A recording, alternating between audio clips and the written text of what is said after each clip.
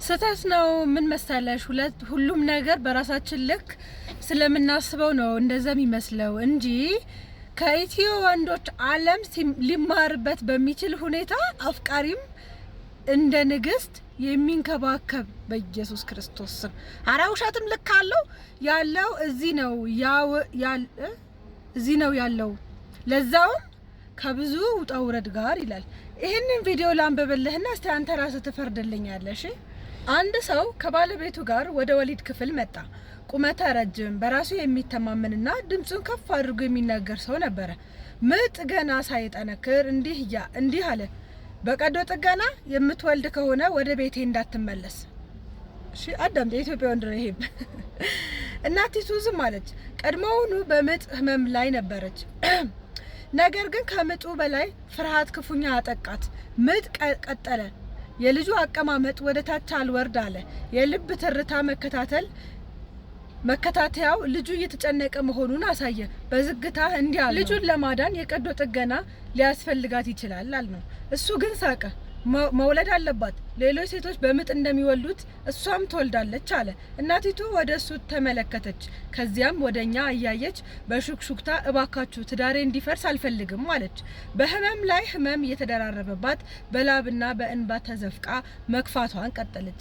የልጁ የልብ ትርታ በድጋሚ ሲቀንስ ሐኪሙ ምንም ድርድር ውስጥ አልገባም።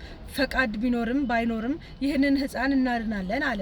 የድንገተኛ ቀዶ ጥገና በቀዶ ጥገና ክፍሉ ውስጥ ጸጥታ ሰፍኗል። ከጥቂት ደቂቃዎች በኋላ የህፃን ለቅሶ ተሰማ። ህፃኑ በህይወት ተረፈ። ከክፍሉ ውጭ የቆመው ባል ህፃኑ በቀዶ ጥገና መወለዱን ሲሰማ ፊቱን ተቀየረ። ይህ ማለት እሷ ጠንካራ አይደለችም ማለት ነው አለ። ወይ አረቢ! በምንም ደስታ ምስጋና ወይም እፎይታ አልተነበበበትም። የታየው የሰውየው ኩራት ኢጎ ብቻ ነበር። ዋናው ሐኪምም ወደሱ ዘወር ብሎ እንዲህ አለው፣ እውነተኛ ወንድ ማለት በሚስቱ ህይወት ላይ ሞትን በመዛተት ወንድነቱን የሚያሳይ አይደለም። እናቲቱ ከንቃተ ህሊናዋ ስትመለስ የጠየቀችው አንድ ጥያቄ ብቻ ነበር። ልጄ በህይወት አለ? አዎ፣ ያ ህፃን የተረፈው በአባቱ ኩራት ሳይሆን በህክምና ባለሙያዎች እገዛ ካለማወቅ ስለዳነ ነው። ግብጽ ያለብን እውነታዎች ለእናቶች በቀዶ ጥገና ሲሴክሽን መውለድ ውድቀት ወይም ደግሞ ድክመት አይደለም።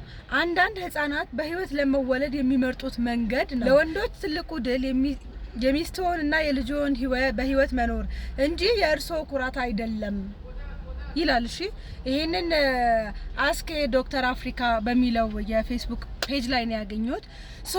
እንደዚህ ናችሁ አብዛኞቻችሁ። አስላን እንትን ነው እንጃ ባለመሆን ራሱ ብቁ አይደላችሁ። በጣም ጥቂት ወንዶች አሉ በቃ ባልነት የሚያምርባቸውና እነዛ ሚስቶች የታደላችሁ ሚስቶች ናችሁ። እሺ የኔ ውዶች።